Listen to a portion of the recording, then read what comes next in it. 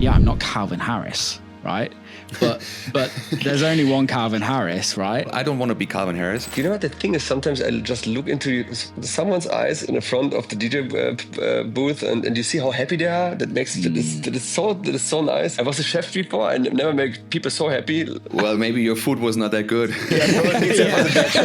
First of all, I think you shouldn't do it if you're not sure about it, if you're not certain about if you want to do it and how you want to do it.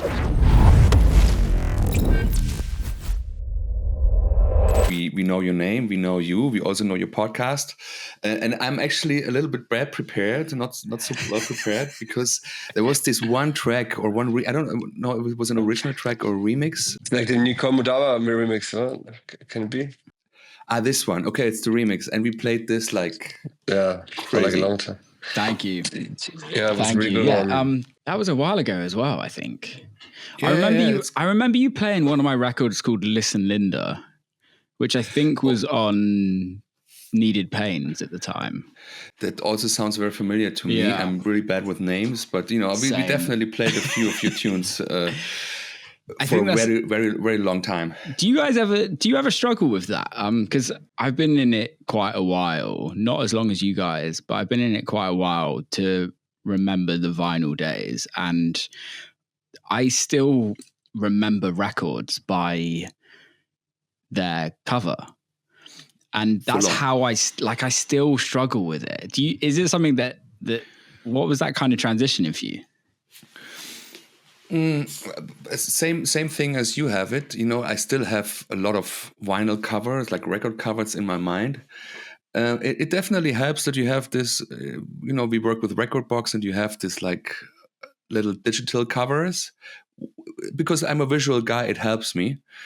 But still, I think it's also because back in the days there was not such a big amount of music, True. So it was like way more kind of like you had like way more time to focus on a few records for a longer time, and now these days it's like every week I have about like, I would say 40 to 50 new tracks that I already sorted out of all of the amount of promos and like bought stuff and so on. So it's like, I think basically for me it's the big amount of music we have these days, which makes it a little bit more difficult. But yeah, as I'm a visual guy, I need something I can remember. Yeah. Do you think it's with the amount of music? I think it's very easy to be super negative about the industry right now because it's going through a massive change of like where we were used to it, right? And I don't want this to be a negative conversation because I think there's so many positives that we're in at this moment in time. But do you think the amount of music means that the quality is not as good, or do you just think there's just more people doing it? I think it's a bit easier these days right now to make music, I mean, like you don't need like the super high professional studio anymore. What you need back in the days, like the hardware was pretty expensive. These days you can do like easy music. It's just some VSTs and like everyone making really good music. I mean, like I think the amount of music is more, but the quality is also not bad. It's pretty good actually, I have to say. I think both of it actually, you have a load of really good music, way more than in the past, like when the vinyl days were. But you also have a big load of music. I mean, it's always a question of taste. No question. I mean, what kind of music it is, like the genre or whatever, that's a question of taste. But obviously, there's also a lot of music that's like technically, quality-wise, like how it's done and how it's produced and how it's processed, not good. But that's okay, that's part of the game. And as Thomas said, like it's way more accessible these days. You just need a laptop. Even basically right now, you don't even need a laptop. You can do it on your phone with Suno. Yeah. So like and I'm even not like this will never ever be a negative conversation because we are very positive about it. We know the whole business and the whole kind of music scene for more than 20 years.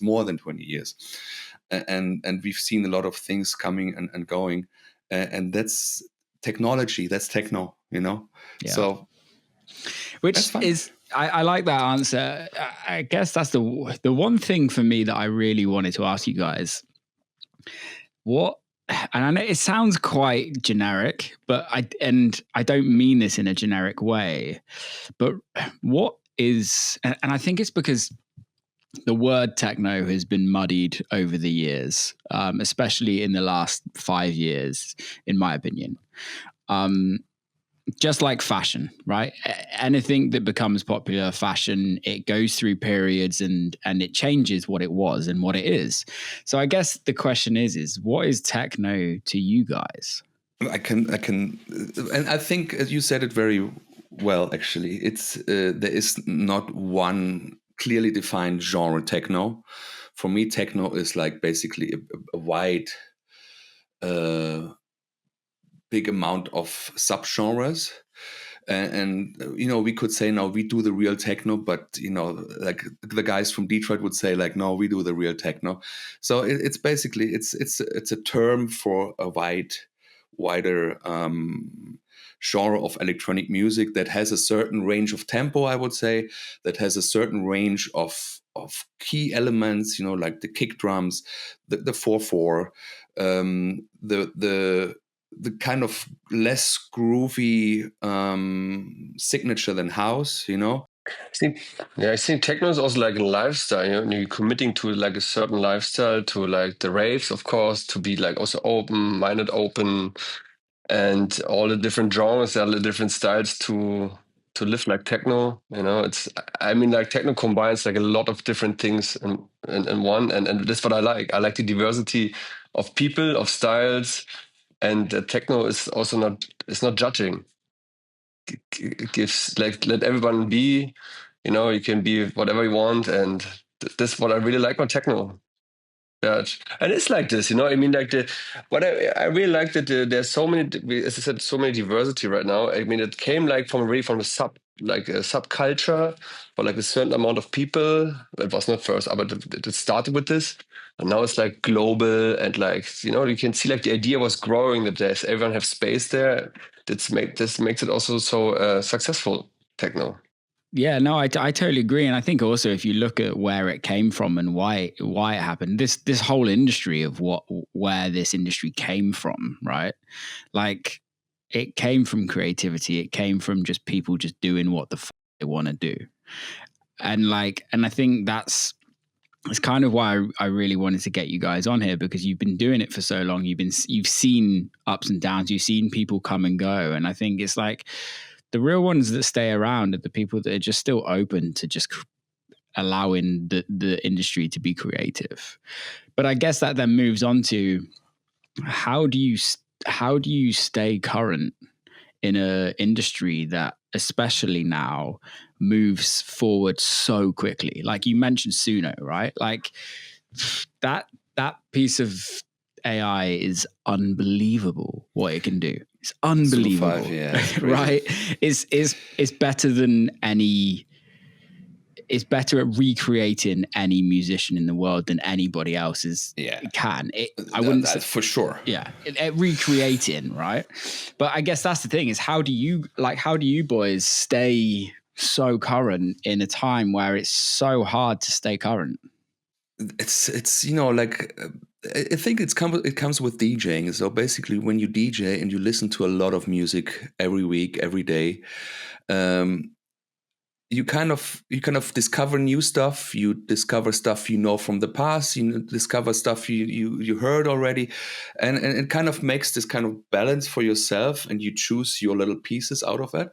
And then you hear here and there, you hear something that's kind of like, okay, that's like a new direction. I mean, I wouldn't call it new, but like something you think, okay, that's like maybe the next step, or like a piece of the next step.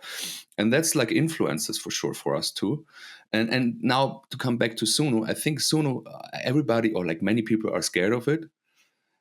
I tried it quite a lot now to see how, like, what do you have to prompt and what do you have to kind of like type in there to get something that sounds close to what you would like to hear.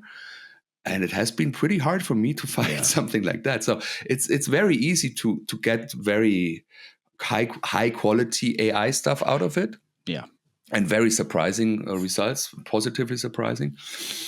But for the direction I'm looking or we're looking for, I haven't been successful yet. But the point is like, hey, why shouldn't we just use something like this as a creative tool again? You know, I mean, all these synthesizers, VST plugins, whatever, effects, dynamics, whatever, with all the presets we've all used somehow. It has all like been the same thing in a certain way. It has been creative input, you know, and I think using an AI called Suno as a creative tool is totally fine. We didn't do it yet. Yeah. As far as I remember, but I would do it immediately. Why not? You know, I mean, I think I'm not a big fan of. Okay, I got my Panpot prompt that defines Panpot music. I type it in there, and it spits out a track that's completely done by AI.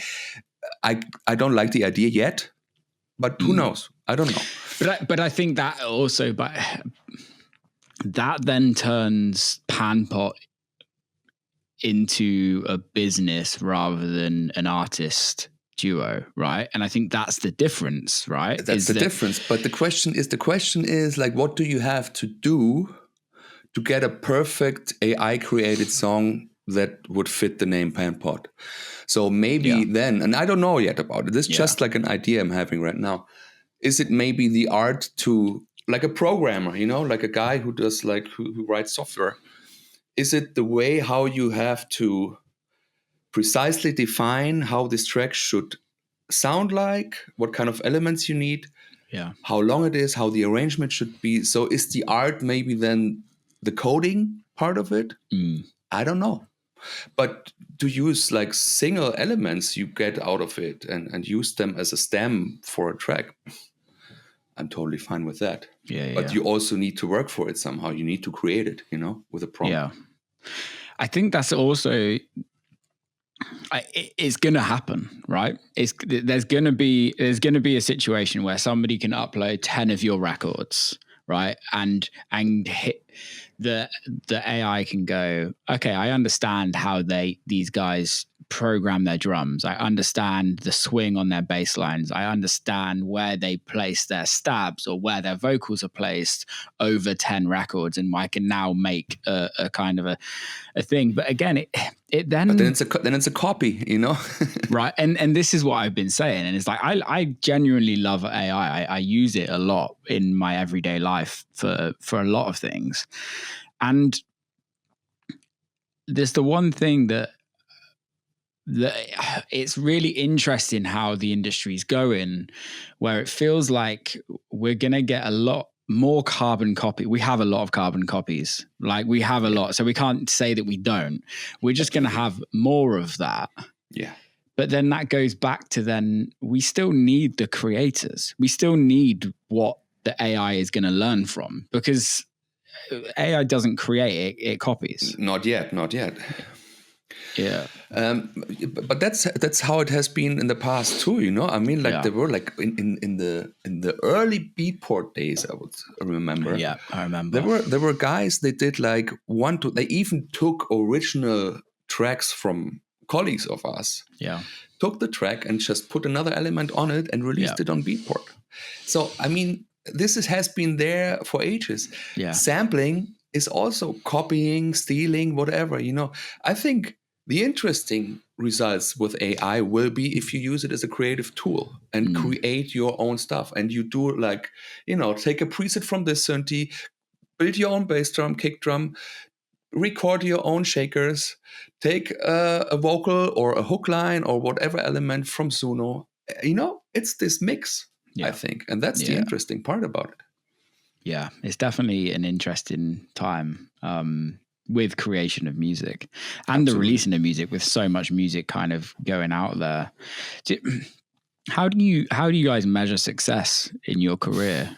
Like, it's obviously changed. I'd like to go back from how you used to how you do now. Or has it changed? Well, I mean, when we started making and releasing music, it was clear for us. It was clearly measured by the sales of vinyl and the resulting kind of feedback you got by booking requests somehow. And this was very well connected, I would say. And these days, it clearly is ruled by social media somehow. Yeah. Which I think there is a slight potential it could change to a better way of measuring it, because I think social media measurement, like measuring success via social media, is a very wrong direction we got into. I think obviously, like it's hard facts are ticket sales. Yeah. This is like how many tickets are you able to sell?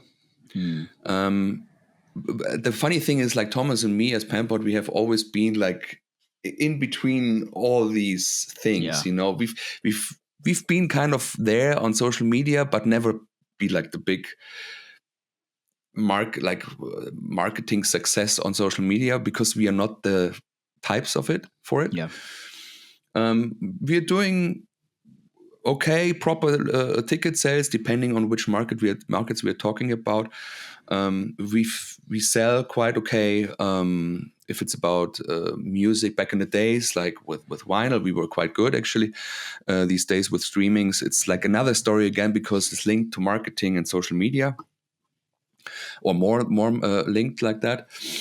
And we've always been, our success has been like kind of controlled by all these little things. If you are looking to get into the music industry, whether that's as a producer, DJ, songwriter, or audio engineer, or you just want to learn more about the music craft, Point Blank Music School is the place to do it. They've got courses both online and in person, covering everything you need to know. And if you are a Will Clarke podcast listener, then I'm giving you 20% off any LA or online courses when you use the code word WillClarke20 at checkout. That does exclude the degree programs. So 20% off any LA or online courses. Use the code word WillClarke20 at checkout. Point Blank Music School, power up your music career. Disclaimer, I've also done a course on there and they're amazing. Go check it out. WillClarke20 at checkout. What is it to you though, guys? Like as a duo, you've been doing it long enough for it to be successful, right?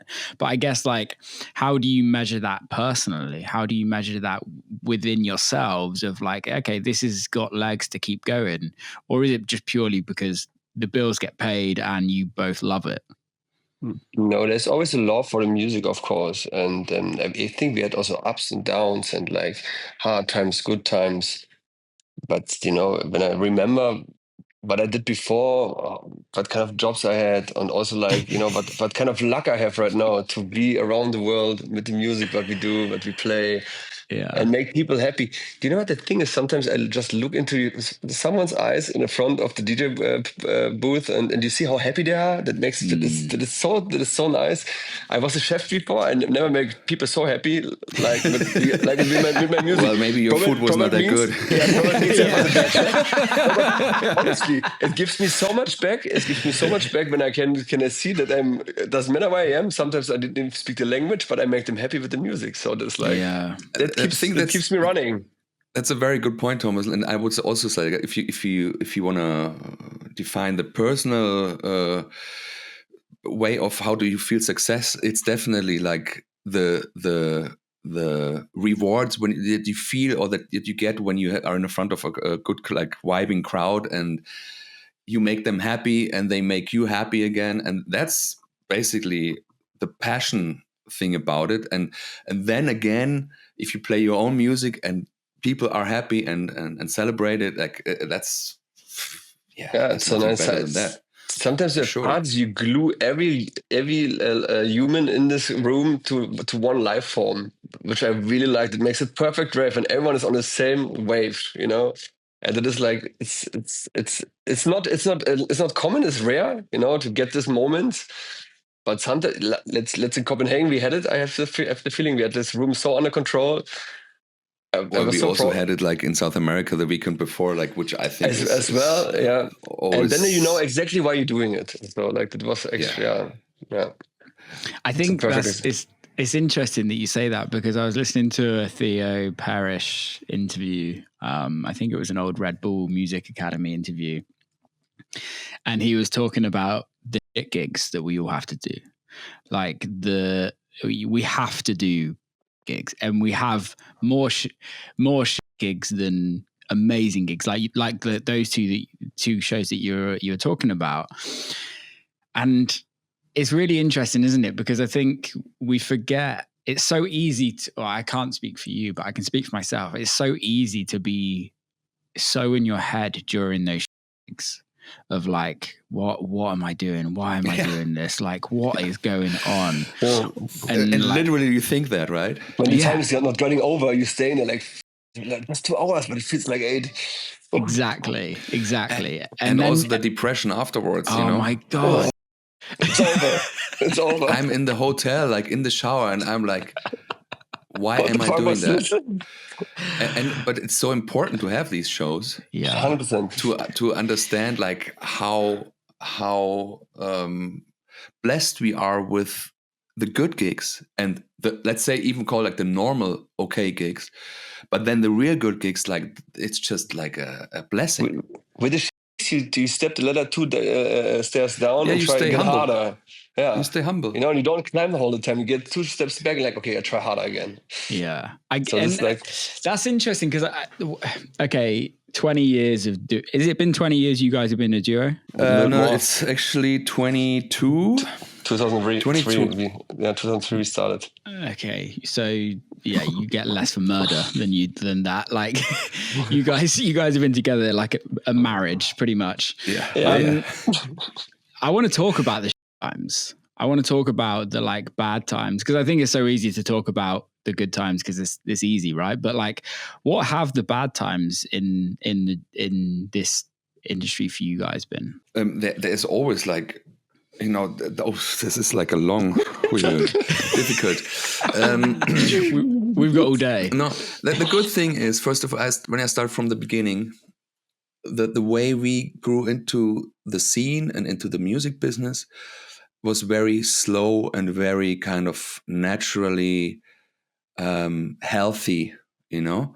So we did our studies at School of Audio Engineering in Berlin. That's where we met, and that's where we kind of grew together. And when we passed the studies and we were successful with that, we had our first release, which we produced already during study time. And it kind of started off, we had our first shows in Berlin and around, you know, so it was a very healthy way to grow in. So I think the way we learned this business and this music scene and this way of life and living was in a very healthy way that gave us the opportunity to see and experience many things without being thrown in like a newcomer superstar these days. So, and then obviously, like when you do it like in this kind of very entrepreneurship way, let's call it, because you know, like you learn and you experience and you grow, like you see and experience like bad things, but you are able to kind of handle them way better, you know.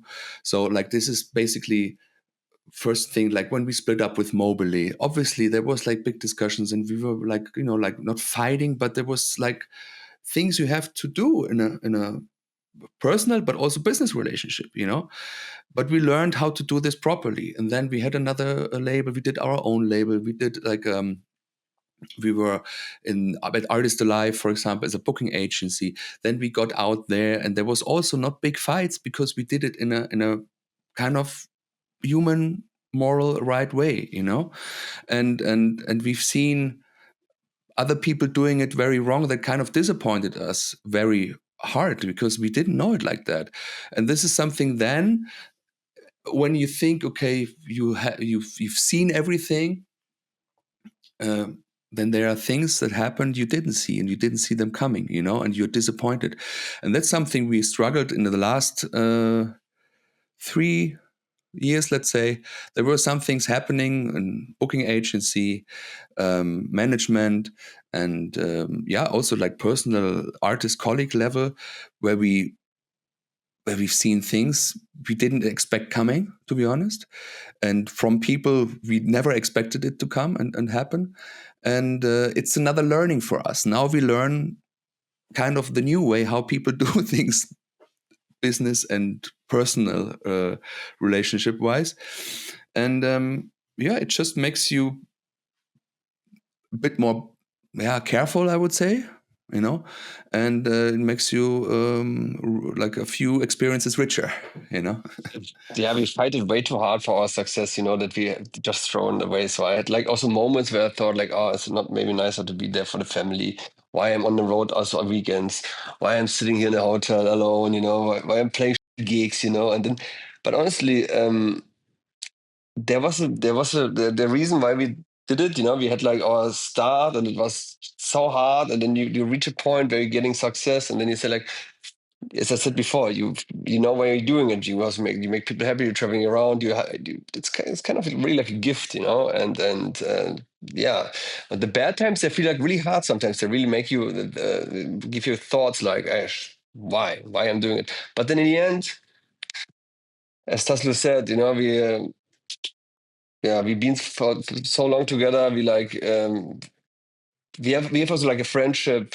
Yeah, I think that's also like a big part for us. Like we reached a level of friend and partnership that we know right now after 20 years and after fighting a lot, also like after, you know, having big trouble, like thinking about splitting up and stuff like this. We all had this, you know, but right now we reached a level that is very healthy, I would call it. Obviously we have our discussions because that's normal, but the way of discussing and the way of sticking together is something that makes us really strong, in my opinion. You know, like as I mentioned before, like in the last 3 years, a few things happened that made us really doubt a lot of things, and it was good that we were together, Thomas and me, but also our team. That kind of makes you feel, okay, why is this happening to us? But okay, we're gonna handle it. We're gonna go through it together, and that's it. So I think it's for us, it's very important to be this team, to have a reliable partner. Yeah, sorry, to have a reliable partner in every times, you know, that you say like, okay, there's bad times. If you discuss something, you have fights. There's so much stuff from outside that's coming, but if you have a reliable partner, I mean, it's perfect. It's you can't pay for it, you know. It's really good to count on someone, and like you have like this kind of steady thing in your life. And you say like, hey, Penpot, the 1,000 things go down and up, and like, you know, private, business wise, but Penpot is a rock. You know, like a guidance, and it is so good to have it. Yeah, yeah. You just have to believe. You just have to believe in it, and then it works from more or less by themselves when you believe in it. If you see it still, you know. Yeah, I guess that's the thing. Is like if you can do it for 22 years and get through the last 22 years, then there's nothing in the world that will stop it, right? I would say that. So, I would be also try to be very humble with that. You never know. Of course, I mean, man, of course. If we go down together. That's also like an option. You know, you never know. But I guess right, like, and I want to dig into the last 3 years of what you struggled with, because I can relate to that massively, especially in the last 18 months. I've made some decisions in my career that's probably weren't the best decisions. I did an album, I did a live show, it cost me a lot of money, it was all of that, right? But at the end of the day, it was a lot of fun, and that I'm kind of coming to this realization, and this isn't, I'm not going to quit and I'm not going to stop, and Will Clarke is still doing what I need to do, right? But if I sat back and really like took my ego out of the situation, right? And looked at myself in the mirror and said, okay, well, you can't DJ ever again you're not going to get paid, or you're not going to be touring as a Will Clarke ever again. But look, you've had the last 20 years of your life being a touring artist, and you've done a pretty good job, and you're in the top 1% of what most people have ever achieved in the music industry. Like, yeah, there'd be a level of like, I'd struggle with that, but there's also a level of like, you know what, like, yeah, I'm not Calvin Harris, right? But there's only one Calvin Harris, right? And maybe I could sit down and go, yeah, you know what, let's choose a different path in life. How do you guys feel about that? Thomas, you want to start? Oh no! I just wanna, different parts in life. You mean like to do something else, like for example, like not being. I have a lot of thoughts to maybe also to do something else, but I think like I would love to do like Panpot and something else. I think first of all, I don't want to be Calvin Harris. Yeah, I think it's just As this well. level of fame, and we never reached for that. We never wanted that. So we always, the way where we stand right now, and this is what we work hard for, like to keep this level. It is a perfect level because you still, like, you do what you love to do, you make a good living, you have the possibility, the opportunity to really live your passion, but you also are able to live a personal, private life. And we're both parents and married and live a family life, which we really enjoy. So it's already kind of weird for us when I go to the supermarket here in the countryside and there are people who recognize me. It makes me kind of like, okay, I even don't really know if I want that. I don't think so. Yeah. And besides that, like we had the opportunity to also, like in these 22 years, to build side projects and other income sources for the worst case scenario. But then also, like, we still have this passion for the music and what we do as Panpot, that we will fight for it for sure. But if there is one day this one thing happening, who knows what, I don't know, and we can't do what we want to do anymore, we will be able to do something else for sure, and I think we are made for this, and that's why we built this whole thing, and we also made like some security I mean, like, I would never like to stop DJing. I love DJing. I can imagine to don't be like a producer anymore, like, but I like to be DJing, it's like this is totally my thing. So I don't need like endless nights in the studio anymore. I like to do it, but it's not what I have to do. But I like to be like, I can imagine to be like also like a house DJ or something like this, like, and the beach. Easy, something like this, Not have to worry about ticket sales. Daytime, nice view. So I think do you will ever need people for this, and also like with our history, it's always good to maybe you maybe have also like success with this. Anyways, it is like I can't turn my back to the music, not even as a DJ, because it was always like my hobby, my passion. And I also set up my records and my turntables here again, playing like vinyl records again, which is so much fun, with friends. Yeah.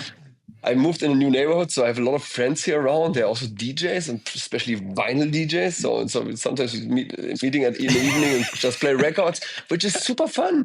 Without, sometimes I think like, why am I doing it on the week? Because I'm traveling so much, playing so much. But it's just the passion for the music that you have sometimes. It's so strange, isn't it? Because like I talked to my girlfriend about this, and we kind of have this conversation about hobbies and jobs. We all know running ads is key to getting your music heard. But unless you're a neuroscientist, running them on Meta is an absolute nightmare. Until I found Intelligent. They have built a platform where in literally 6 clicks, your ads can be live and you can watch your Spotify streams go up and your Beatport chart positioning go up. It's actually mental what they've done. I genuinely love this product. And we are giving you 30% off a subscription for life. So if you click the link in the description, use the code word WILL, that's WILL, and you'll get 30% off a lifetime subscription. Go check it out.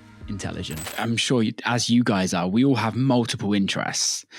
And but the thing for me is I find a hobby and I love it so much. And I'm like, how do I make this my business? How do I make this a business so that I can just do this forever?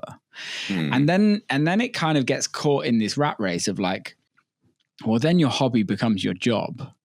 And you forget the amount of fun you have doing it. And I can get that with music 100%. I love writing records. I forget how much I love writing records. When I come in the studio, So, dude, like when I come in the studio and just like forget about everything else, forget about emails, forget about talking to like my team, forget about like literally everything. Like don't talk to anyone all day and just write a record, and it's a good record. I'm like, there's no better feeling. But it's also really, I find it really hard sometimes, or a lot of the time, especially recently, to kind of actually remember how much fun I have whilst doing it. I think the point is if you have a hobby, you do it then when you like to do it and you have like free time and you're like also like your head is free for doing it. You know, it's like, okay, today is my day off. I have nothing on my agenda. I go to the studio, make some music with my friends, and then.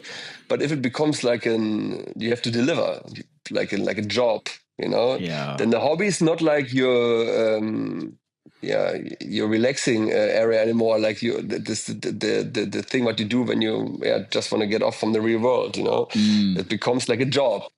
So I think that's why you have to do it on purpose then, you know, like you have to make a difference between the hobby side, like the fun part of, and you have to give yourself the time for it. So you have to kind of put your iCal open, put a slot in there, and that's your time. That's your hobby time. Yeah. With music. And obviously like the more you get into it, the more successful you get, the more pressure you build up, or it gets built up, and the more you have to deliver, or you think you have to deliver. And I think now we reached a level again where we get a little bit away from this. Okay, we have to do stuff like this and this and this, still like in the way Rampart would do it. Yeah.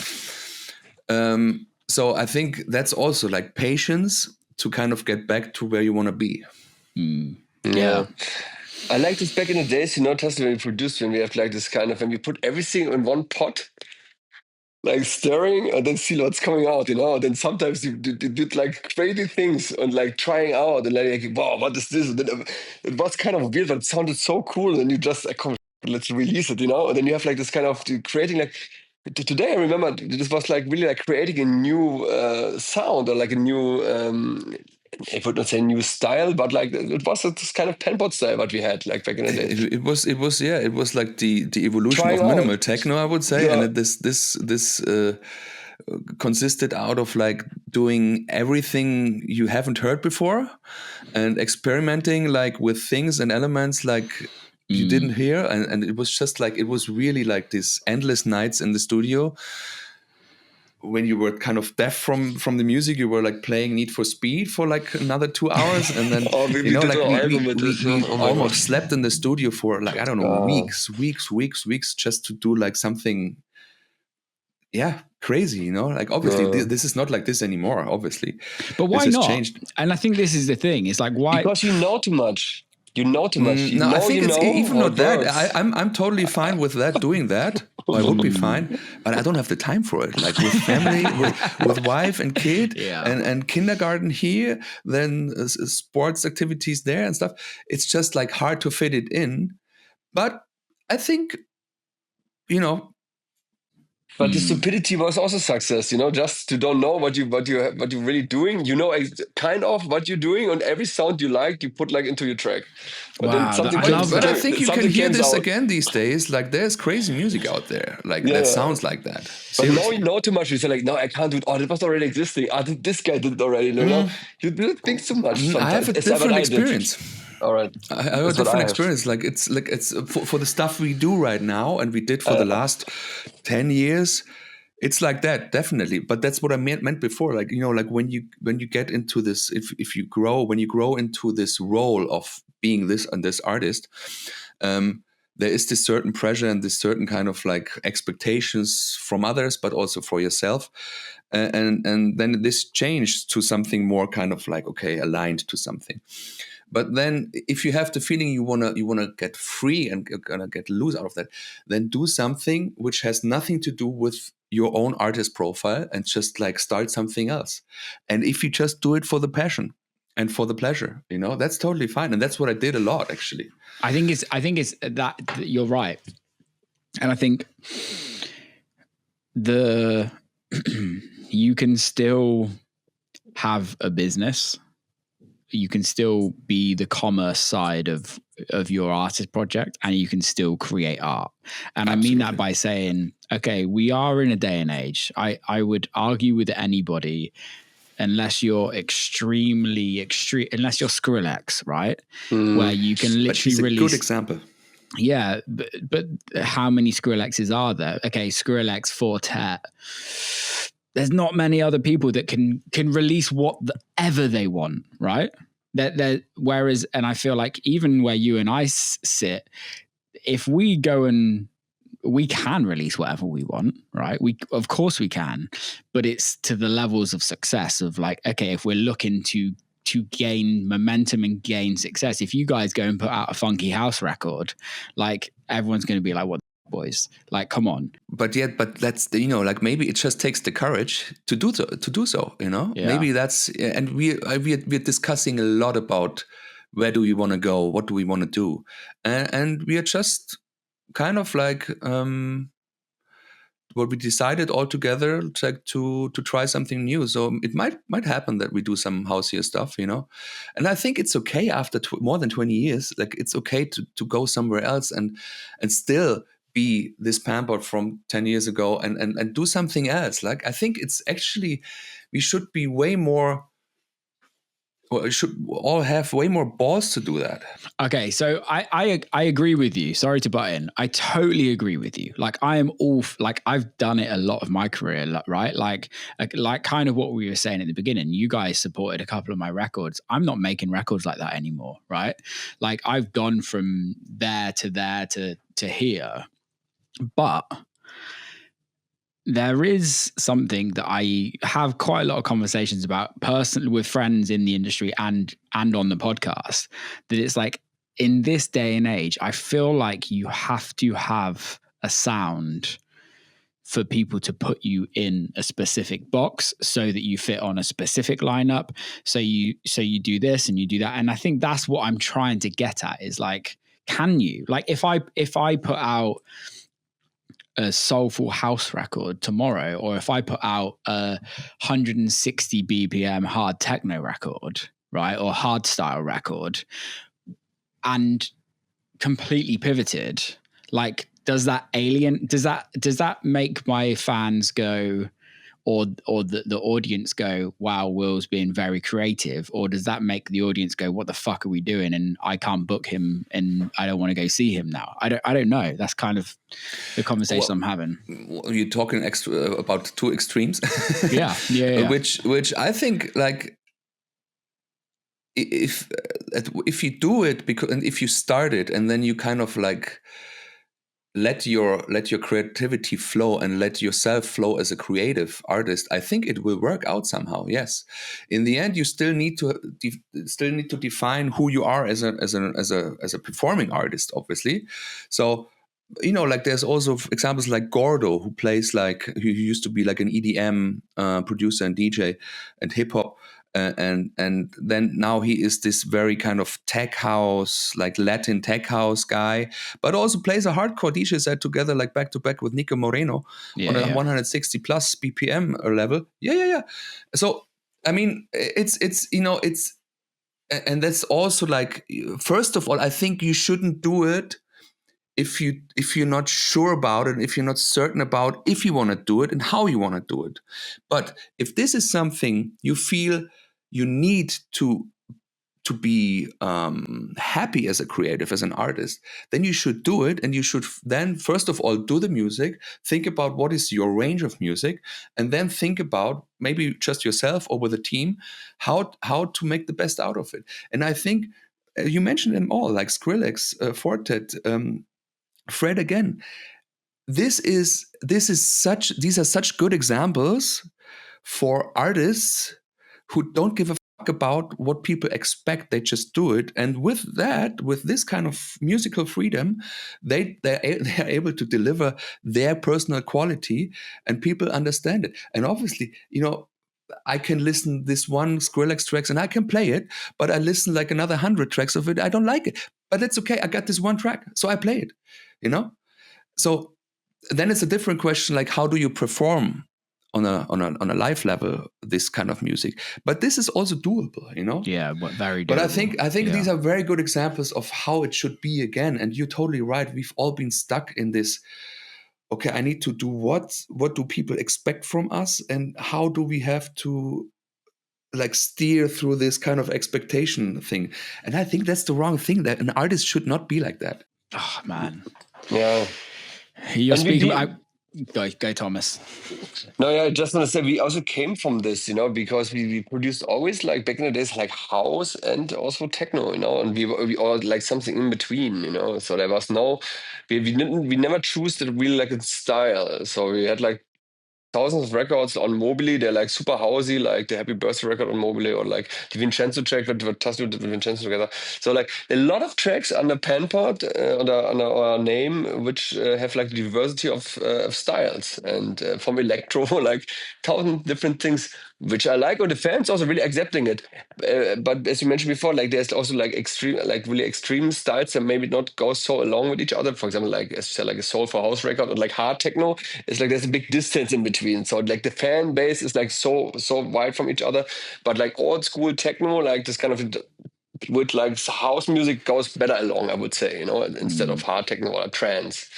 But the good thing is the range we have between techno and house and the music we play and we like to play and produce is something that's for quite a lot of people digestible and takeable. But it also made us it made it more difficult for us to be in this kind of like, okay, it's very precise. Panpod is very precisely this and that, you know? Of course, yeah. It has never been like that. It would have been easier in a few years or for a few years to kind of like be on the top level. Yeah. But we didn't want to do that because we always been this like mixture of different genres in a, I would say like grabbable amount, like universe of electronic music, and but it also like, you know, we do like 140 BPM sets on this festival. The next day we play a house set for 4 hours in London in an underground house club with 125 BPM and strictly house. And we want to be like this. And we right now for like the last, I would say 1.5 years, we are really working hard on it to kind of get back to this level. Hey, you can book Panpod on a house stage. You can book Panpod on a, not hard techno for sure, not, but on a techno stage, and they deliver the same and they love it, you know. And I think that's the real art about it. Then, if we talk about art, I totally agree, and I think that's what actually it actually then brings back to the conversation of what a real DJ is. And I think it's been, the waters have been muddied in a way of DJs are now rock stars, right? So like, especially the big, like the way what we're talking about is ticket sales, the things that we worry about, right, is our social influence of how much power do we have to generate finance for ticket sales, right? It's gone of the days of where you can earn, you do $500,000 in a sweaty club that it has like a 200 cap, right? A lot of those clubs have gone nowadays, right? We all know that. So realistically, it's like, how many can you sell 3,000 tickets in a warehouse, and then that's your worth? And you're doing headline shows, and your fans expect your music, right? It's like going to a Rolling Stones concert and they just play the Beatles. Like, that's not what they're paying for. So I guess what you're talking about is real DJing. If you want to call it like this, yes, I think so. It's like the art of digging, the art of finding music, the art of combining music, the art of like mixing it right, the art of understanding the right moment with the right crowd and the right time. You know, that's what I think is the art of DJing. But you mentioned it all. It has become such a business. You know, it has to be scalable. It has to be valuable. It has to work for the ticket sales, for this kind of like mentality, which I understand, because that's where the high fees come from, you know, obviously. But then we are not talking about mostly, I think I just want to say it like from David Guetta said it, like, he's not a DJ, he's an entertainer. And that's what it is. It's entertainment business. So you have this, which kind of is hard for us because we come from somewhere else. It's hard for us to understand and accept this. But I think with this business side of it and money focused side of it, it destroys, or it has destroyed and still destroys like so many small clubs and smaller artists, that at one point it also like there is a collapse again probably, and then you have another kind of underground scene growing up again, and like smaller venues where it's not about the 50 euros entrance fee, it's about like, okay, let's do 15 or 20, and the artist gets less money, like a fair amount of fee for the fair amount of guests and paying for it, and get back to what we call normal. I think this is something that's potentially happening. I 100% agree with you. Like I think it's also, we're in this situation of like almost the EDM scene again, but it's just masked in a cooler way. Everyone looks cooler. Everyone looks more fashionable and all of that. But it's the same thing. It's the exact same thing. Yeah. Yeah, it's exactly the same. I mean, like I said it last time in another interview, there are like the fashion they run around now, and I'm totally fine with it. It's nice to watch it and nice to see it. But there has been the same thing in the 90s. Yeah. Like buffalo shoes, like tribal tattoos. I brush it like we've seen that all, and it's okay, but it's nothing new. And it's the same thing like EDM. And as soon as there's like this hype and money and commercial aspect coming in, you have these scenes and these hypes around it, and there's a culture around it. But it's good because it also drags more people into electronic music. And it was the same thing with EDM, started by David Guetta. It drags a lot of people in there, and a few people stay who really want to dig deeper. Yeah. So yes, and I generally do think like the amount of electronic festivals that have happened since COVID is a proof that there's so many more people in electronic music and that listens to electronic music, and in the grand scheme of the industry, that's a great thing. Yeah, absolutely. So we should all be positive about it, and do whatever you want to do, and try to be as creative as possible, be an artist as much as possible, and try to get away from these like borders, like we take ourselves or get presented by other people. Yeah. Tell me about Human. Yeah, it's sometimes Human is like it's still a project, but it's still in the make. We're still cooking with it. So we started actually because we had some changes, of course, with our business wise, with our management, with some artists, and So we said like, you know what, we want to create something new. We need like a new start, and.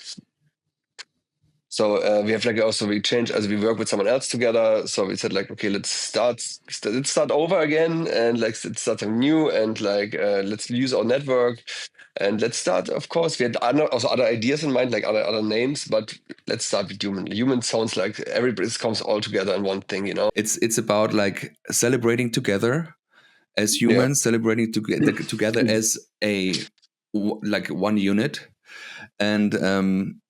The funny thing is, like, we had a few Human showcases now worldwide, and it's like a phenomenon we have. Like, there are almost no phones in the air, and not because we kind of told everybody like, please, no phones. It's just like because it's about the vibe being together, Yeah. And I think the best example is the 1st of May party we did this year in Berlin. It was like we played 10 hours back to back, and it was like one vibe, one wave, And this is basically what I think is the definition of Human, our brand Human. It's about being together, celebrating together, dancing together, getting away from your phone, getting away from digital, get away from social media. Obviously, you can see it afterwards because somebody is always filming something.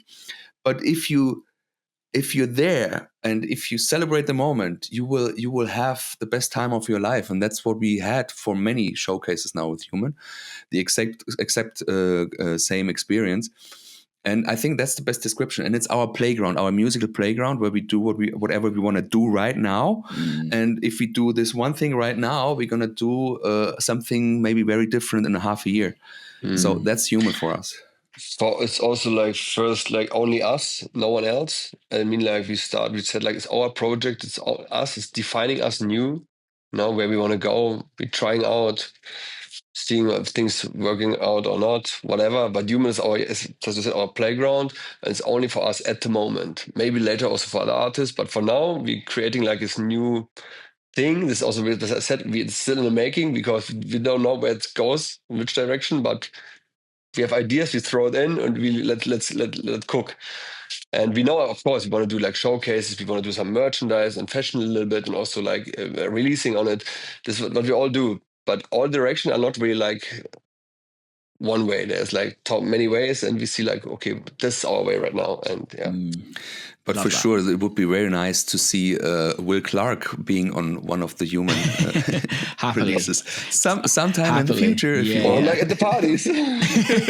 Or exactly. Yeah. I'll be there. No, I think it's amazing. And I think it feels very grounding what you guys are trying to do with that, or what you guys are doing, not trying. And I think it feels very organic in a world where organic authenticity isn't always put first, which I absolutely love. So I hope it all goes well for you boys. Guys, we've done pretty much an hour. I'm pretty sure we could carry on talking for hours and hours.